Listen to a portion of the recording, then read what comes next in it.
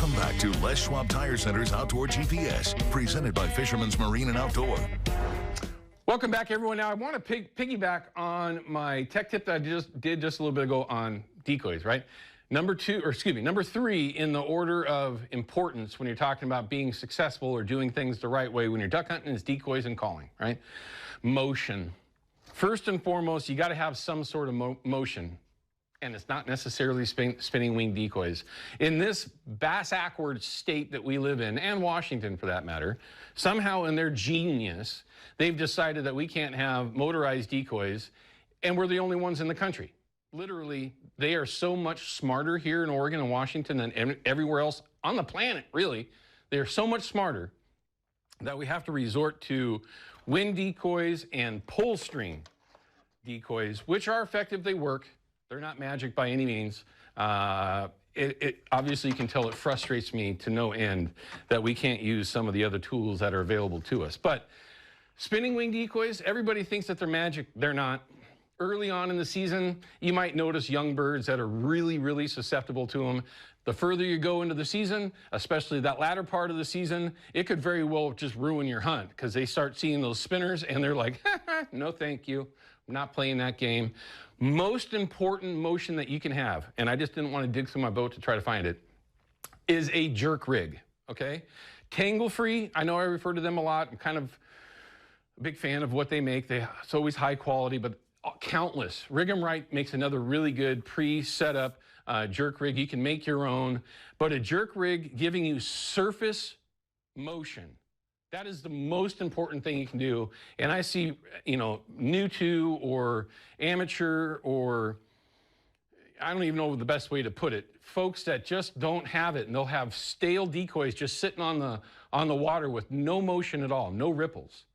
That is a dead giveaway, especially later on in the season. Mallards in particular and pintail, they key in on that motion on the water that you'll see the ripples from different birds. I want you to think about anytime you see ducks on the water anywhere, if you're sneaking up and you're trying to, what do you see? The very first thing you see is the ripple on the water telling you that there's some birds out there, especially if they're in some sort of cover. So I can't stress it enough. And I'm going to go back to the bass-ackwards way that we manage and the decisions that they've been made about decoys. We end up looking like this.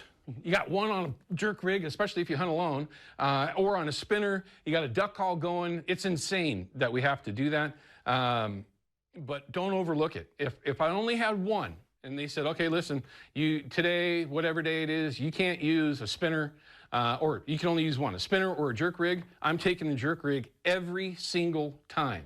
The only time that a jerk rig isn't a big deal or something that you absolutely have to have is if you got good wind and it's moving all your decoys around, then you can, of course, get away with it. But as you all know, early on in the season, and a lot of times even in the later season, you get those flat, stale days. Keep some ripple on the water. It doesn't matter if you're kicking, running your dog around, I don't care. You just have to have some of that motion out there.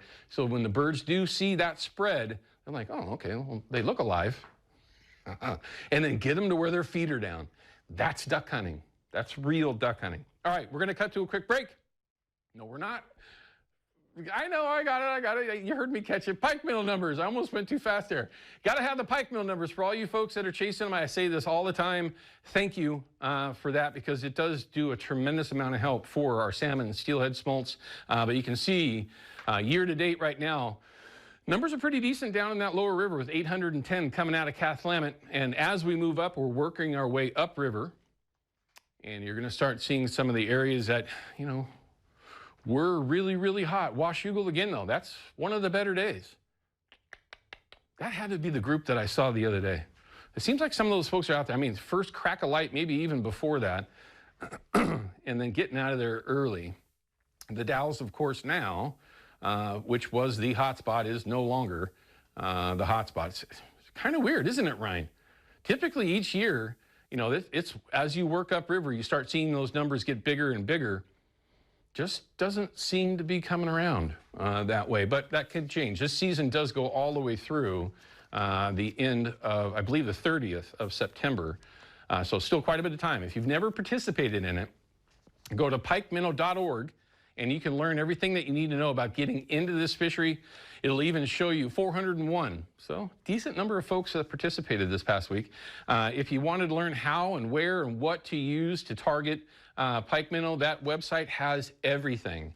The folks over there have done a fantastic job. Eric and his other volunteers and other folks have done a great job with making sure that you have all the relevant info to be successful. Saturday, Bill Woods, representing Yakima Bait's going to be here in the studio. We're going to talk about fall Chinook and fall coho. That's going to be a big fishery this year, at least the potential for that to be a big fishery is very, very strong. Then on Sunday, Mr. Bill Herzog, we're going to talk about coho fishing and summer steelhead, because that summer steelhead fishery, especially up and down the Columbia, is going to be a good one for a little while. Not a lot, but it's definitely better than what it's been in the past. So, as always, everyone, tight lines, shoot straight, please be safe out there, keep cool, and we'll see you next Saturday at 9 a.m. right back here on KPDX. We'll see you then. Thanks for watching Les Schwab Tire Center's Outdoor GPS, sponsored by Fisherman's Marine and Outdoor.